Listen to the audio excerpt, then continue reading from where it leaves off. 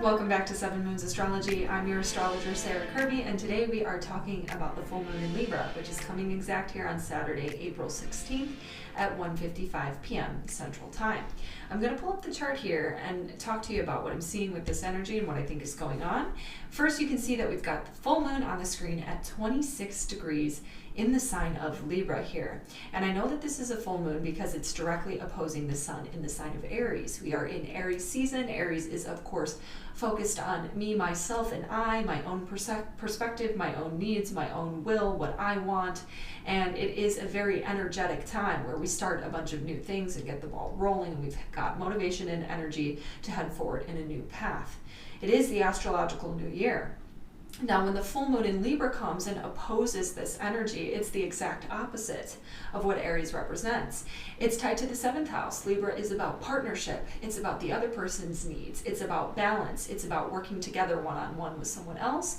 Libra is about finding harmony in twos. It's a dualism, duality energy where we have to focus on something outside of ourselves, and sometimes yielding to that thing that exists outside of ourselves to create a situation that is more fair.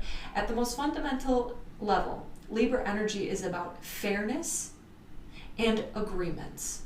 The agreements we make with other people, with other things, contracts that we write, marriage partnerships, anything related to me and another person, and how I create harmony in that situation, how I create balance and fairness and equilibrium between two opposing dualist things.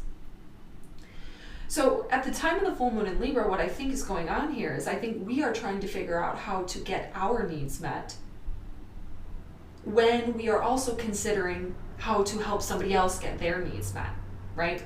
Somebody or something else is in consideration here where you're trying to figure out, how do I get what I want and make sure that they get what they want? How can I make this work out in a way that is fair for both myself and the other party, right?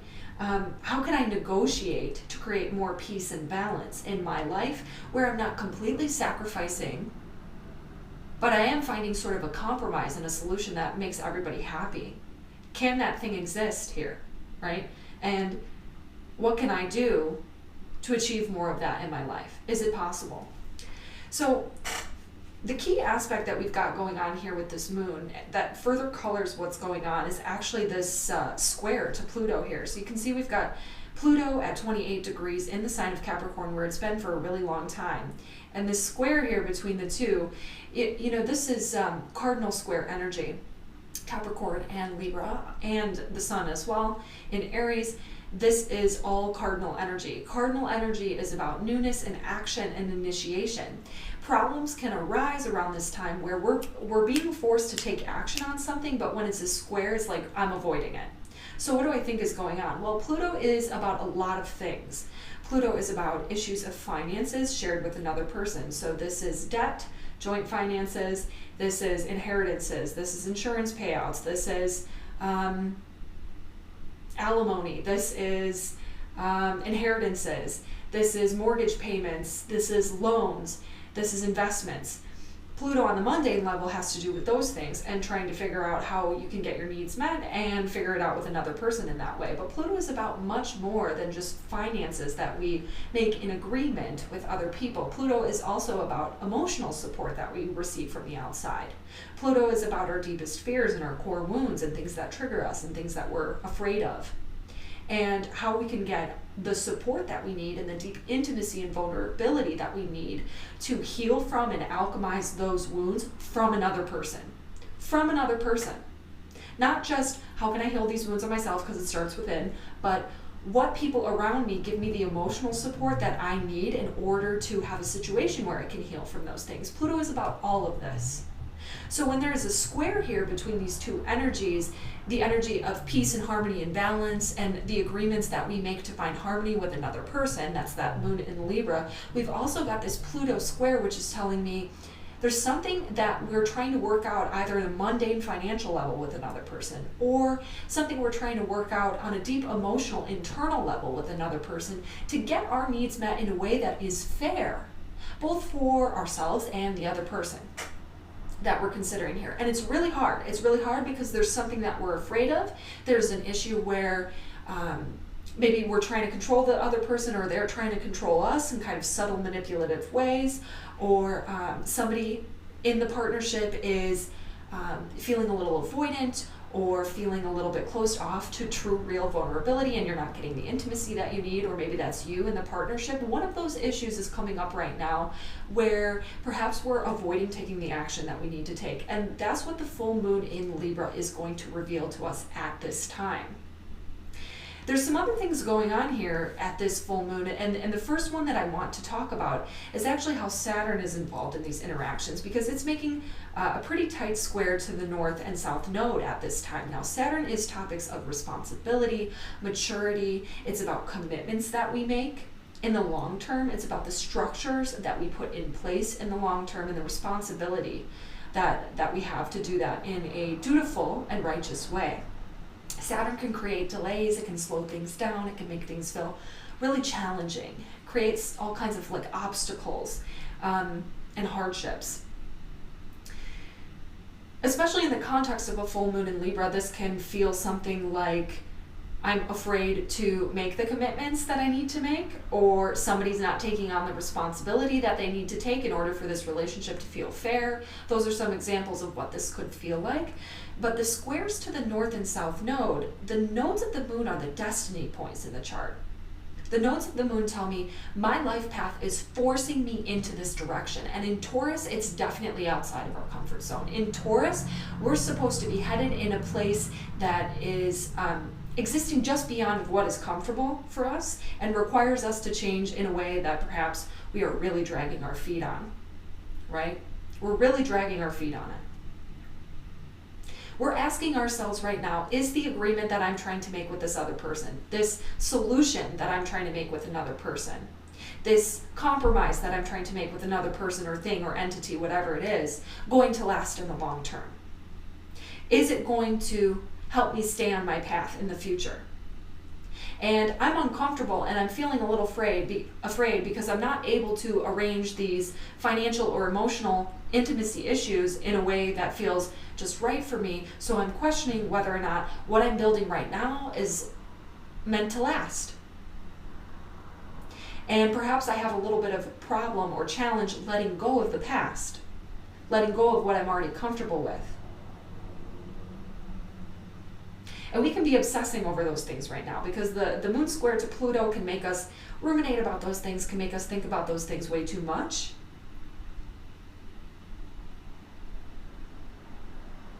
It can make us too focused on making sure that everything is going to feel exactly fair in the long term over the course of the future forever. And we might be so preoccupied with getting exactly what is fair and balanced and making sure that the values between me and the other person are so perfectly aligned that we sort of lose sight of the real concept of balance and harmony, which is sort of a give and take over time rather than a truly like equal on both sides, if you understand what I'm saying there. Someplace that we're going here, it is unclear, because this moon is happening just 2 days after Jupiter and Neptune come exact in the sign of Pisces. And they're still exact at this time, right? 24 degrees. And they are making harmonious aspects to the north and south node, which means that the destined path that we're headed on right now is one that benefits us. But we can still be feeling really confused about it. We can still be feeling really uncertain about the direction that we're headed. And something about it doesn't feel quite in harmony to us yet. Something about it doesn't feel quite fair to us yet.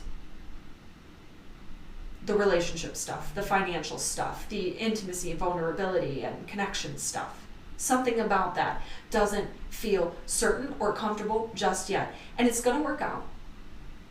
But right around this time, we could be evaluating whether or not these things have met our expectations, ideals, or fantasies of what it was going to be. And we can feel really confused and uncertain about that. Okay, so let me take all this stuff here and remove it. And we're going to talk about what the solution might be. Where's the solution? Well, the solution I think is going to lie in the interactions between Uranus and Mercury and Venus. These planets are sextile. Sextile is 60 degrees, and the sextile aspect is a harmonious energy that says if you choose to, through your conscious intent, you can make these energies work for you well. It's different than a trine.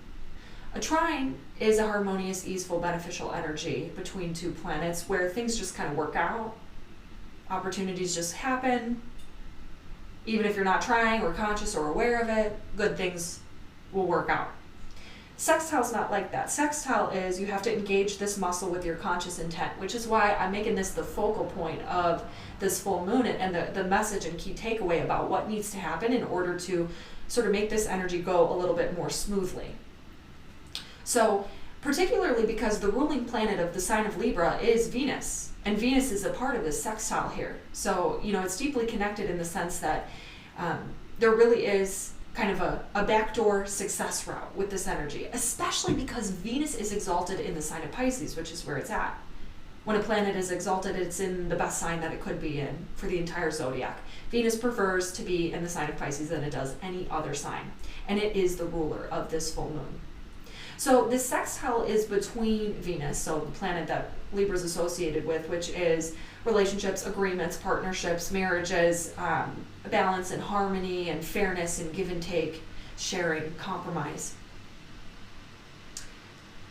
And then Mercury and Uranus, well, Mercury is about also contracts and agreements and negotiations that we make with other people. It's about communication and conversation. It's about how we think about things, our mindset, the way that we talk and process information. Uranus is about awakening. Uranus is about change. Uranus is about disruption, chaos, doing things different in a new way. It's about the future. It's about the future. So with this interaction between Saturn here, something about this is telling me with the node square Saturn that we're feeling a little bit hung up on the past and all the pain that we've been dealing with, right? Because Pluto square to this moon, Pluto's been in Capricorn for a really long time. So these issues financially, these issues emotionally and with intimacy, they've been happening for a really long time. They're not new issues, they are old issues. And because of the Saturn square the nodes, well, we're having a hard time letting go. Because we're afraid that these things are going to continue into the future. We're afraid that things won't change. The back door here to find more harmony, even though you're confused and you can't see the picture, is to change the way that you're thinking about it. Change the way that you're thinking about it and do something in a different way. Mercury conjunct Uranus, sextile Venus. Can you find more creative and innovative solutions? Can you think outside the box for answers? Can you be sure to communicate in a way that is grounded and practical, but different than you've done before? Why do I say that? Well, because Mercury is in Taurus. Taurus is an earth sign. It wants to be slow and deliberate with its word choice. It wants to be patient and determined, practical and slow and steady, right? So Uranus here, it's uncomfortable in Taurus because it's not those things. Uranus is fast, right? But here I want to say this is about thinking in a new way. Thinking in a new way to find new types of compromises that are more practical. And the other part of this is forgiving faster. Forgiving faster. Venus is harmony, peace in relationship.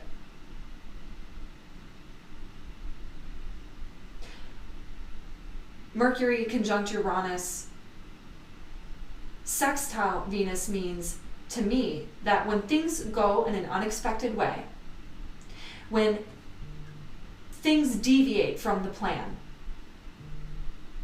when conversations take routes that you weren't expecting, when agreements change, when things surprise you, can you be flexible? And that can be hard.